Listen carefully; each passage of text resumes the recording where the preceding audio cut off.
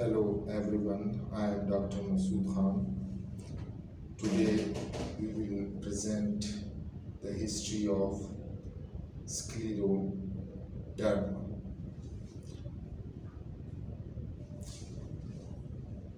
My patient, Selina, 25 years, married Muslim female with 3 children,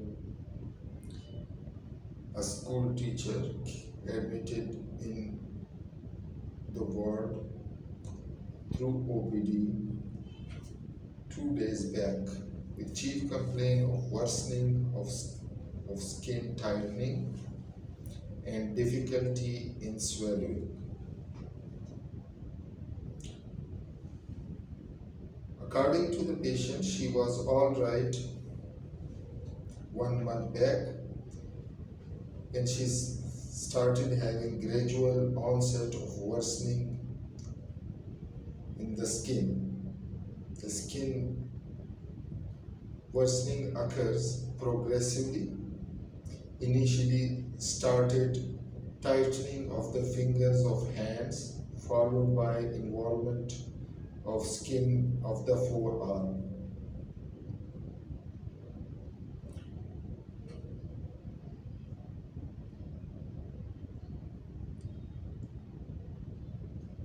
So hands and forearm skin tightening is involved. And she also complains difficulty in opening the mouth, difficulty in holding coin in hand, and doing very limited household works. What she is worried about that this skin tightening is has now involved the skin of the face, leading to difficulty in opening the mouth. Also, patient experiencing difficulty in holding his spoon, a table, and difficult to hold a coin, and unable to perform her self-care activities. She is depending upon others. However, if patient denied skin tightening into lower limbs, back, or other parts of the body, symptoms are worsening with time, does get relief temporarily with moisturizing liquids and liquid paraffin application, but reoccur after some time. There is association of redness of the skin, itching of the skin as well. There is no history of any other skin lesion or change in color of the skin, or no deformities of hands.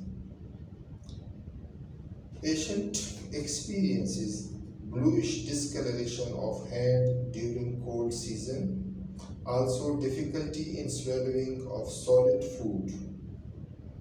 Patient also complain of a red spot that blanches on pressure.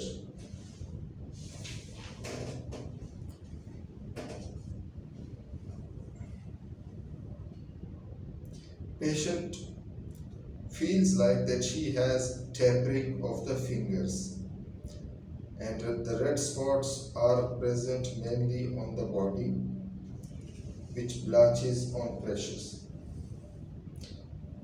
So the summary of my patient history is that she is complaining of skin tightening that is gradual in onset, almost one month in duration, and is progressive in nature. Patient symptoms started with tightness of skin involving hands, followed by involvement of upper limb up to the forearm. Later on, patient experiences skin tightening in the face as well, leading to difficulty in mouth opening, and patient is unable to open her mouth, unable to make a fist, and unable to hold a spoon and coin in hand. However, she is able to perform limited self-care activities. These symptoms are worsening with time and get relieved temporarily with medications but reoccurs after some time, associated with bluish discoloration of hands on cold exposure, painless skin nodules, difficulty in swallowing, and red spots on upper part of body which blanches with pressure and at times associated with shortness of breath. Skin tightness does not involve any part of back, trunk, arms or thighs. So on history basis, this is a case of limited scleroderma. That is most common, around 80% scleroderma is limited scleroderma. The differential diagnosis of limited scleroderma is morphia, basically localized linear skin tightening. Patient denied any history of localized skin tightening in this case. Now there is a variant of scleroderma in which there is sore throat history, but here in this patient there is no sore throat history that ultimately has led to skin tightening.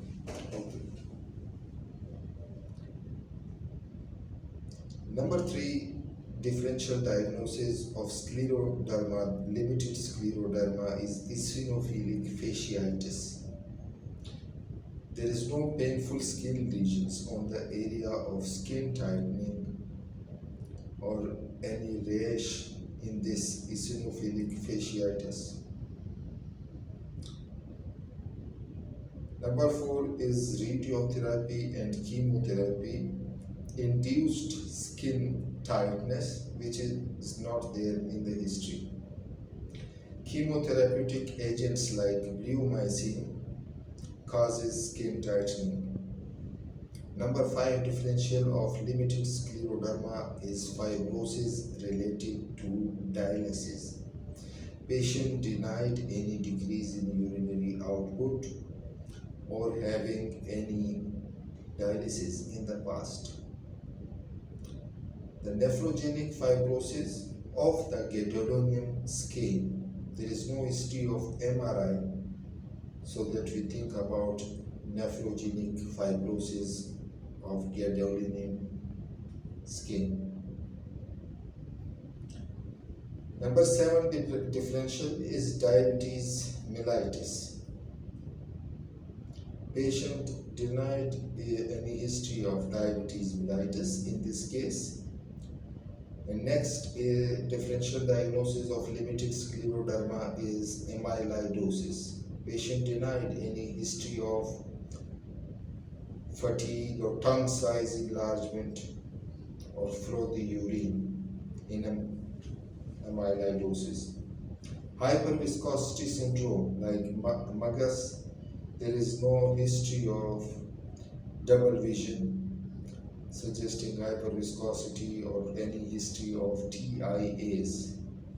Hypothyroidism also comes under differential of scleroderma, but there is cold intolerance, constipation, recent weight gain in hypothyroidism, which is not revealed in this history.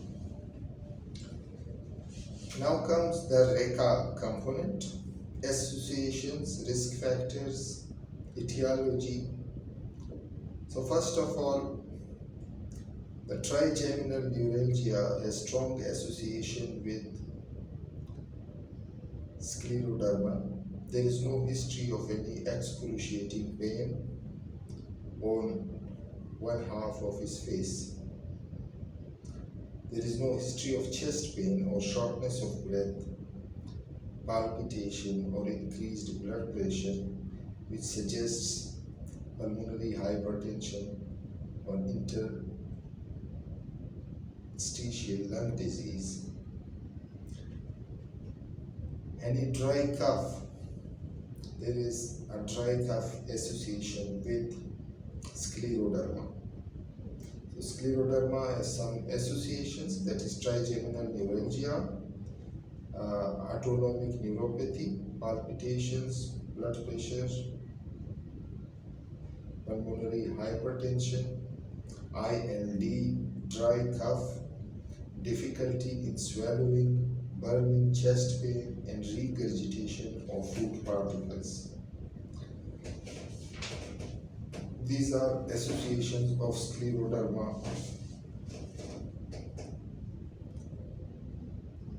Patient has history of foul-smelling, greasy diarrhea that indicates bacterial overgrowth. Impaired renal functions at times in scleroderma patient occurs, and that is evident by generalized body swelling, decreased urinary output, blood or froth in the urine. Patient often has a pale complexion, which is due to anemia. The autoimmune hemolytic anemia is very common in patients of scleroderma. So patient denied any cold intolerance or weight gain in this condition, but if it is present, that is cold intolerance and weight gain is present, then we have to think about other autoimmune rheumatological disorders, especially the rheumatological disorders which are associated with scleroderma is rheumatoid arthritis. But we have to rule out that there is no joint deformity or joint stiffness or oral ulceration to rule out SLE, skin rash, the discoid pattern and the malar rash pattern, hair loss, and in a patient of scleroderma we have to rule out the Sjogren's, dryness of eyes, dryness of mouth, painful muscle weakness. So these are rheumatoid arthritis, SLE, Sjogren. We have to rule out on history in order to rule out overlap syndrome or mixed connective tissue disease. Some non-rheumatological conditions like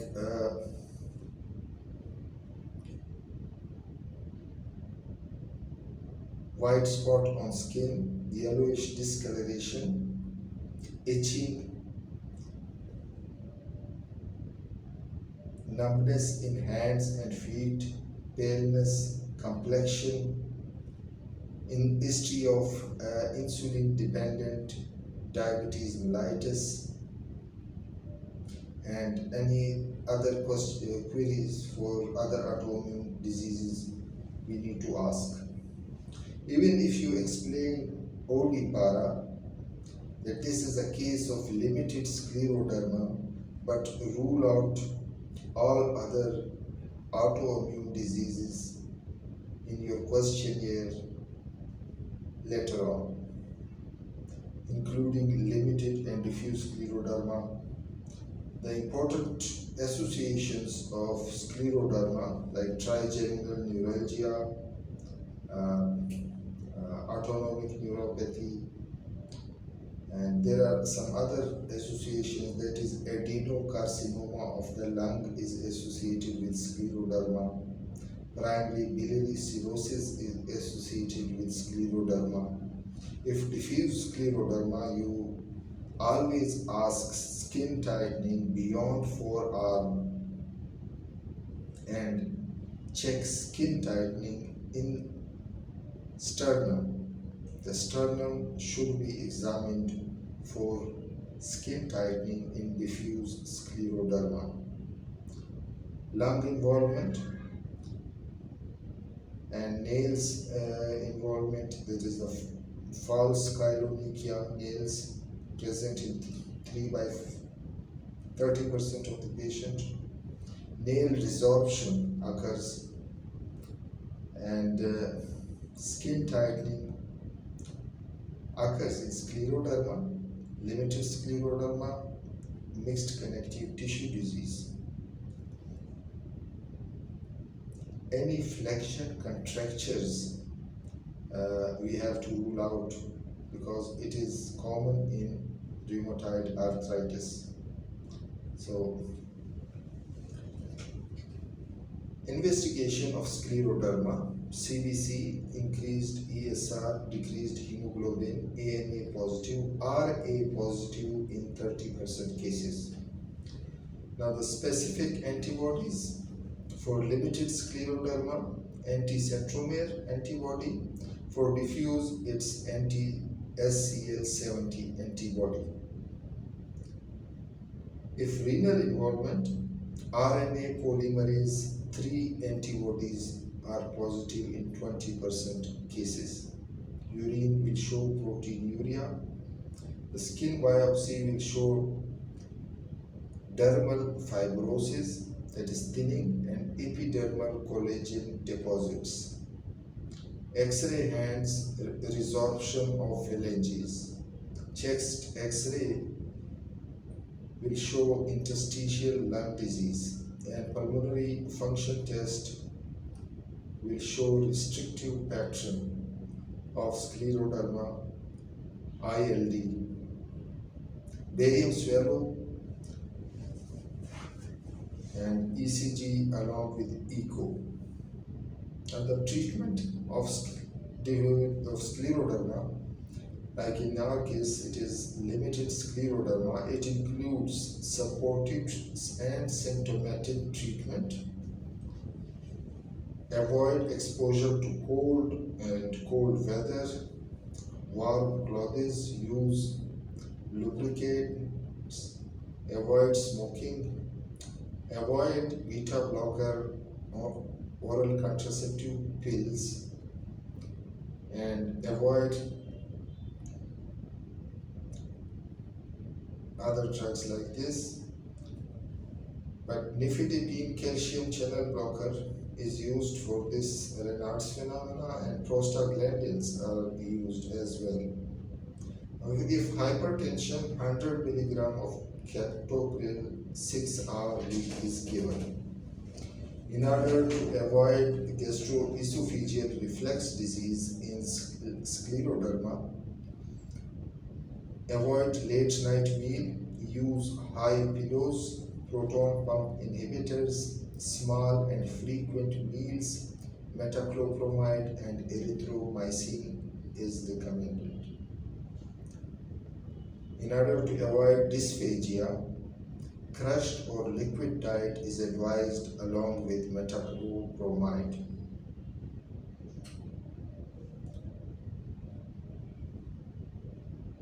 Pseudo-obstruction is very common in scleroderma that leads to bacterial overgrowth. So for bacterial overgrowth, antibiotics like tetracycline and rifaximin 550 mg BD, octreotide, they are suggested for bacterial overgrowth. In skin tightening and joint pain, methotrexate 7.5 mg per week is suggested. However, for interstitial lung disease, mycophenolate mofetil along with tocilizumab, rituximab in refractory cases, and low-dose steroids are suggested. For pulmonary hypertension in scleroderma, sildenafil and prostaglandins along with bosentan, iloprostanol, and in diffuse scleroderma with refractory pulmonary hypertension, myeloablation followed by autologous bone marrow stem cell transplant is recommended. For calcinosis, diltiazem is recommended. Telangiectasias can be cured with by laser therapy and sclerotherapy. There is no definite treatment in scleroderma, but management symptomatic management is the choice. Prognosis of scleroderma is 10 years survival in 40% patients. If no internal organ is involved, poor prognostic factors in scleroderma includes diffuse systemic sclerosis, elderly patient, systemic involvement, that is heart and lung involvement, high ESR, pulmonary hypertension, proteinuria, anti-RNA polymerase III antibody is associated with poor prognosis in scleroderma. Now let us come to scleroderma mimics. Scleroderma followed by sore throat, diabetes mellitus that develops skin edema and involves face, neck and chest, eosinophilic fasciitis, scleromyxedema, that is waxy induration in the skin, nephrogenic fibrosing deep dermatomyopathy that occurs after MRI GAD scan, morphia, and associations of scleroderma includes primary biliary cirrhosis, trigeminal neuralgia, bacterial overgrowth. There is a scoring system of scleroderma. The systemic sclerosis versus is equal to scleroderma. The scoring system of scleroderma is mainly clinical. So this is all about the scleroderma history, differentials, associations, management, and complications. Thank you very much.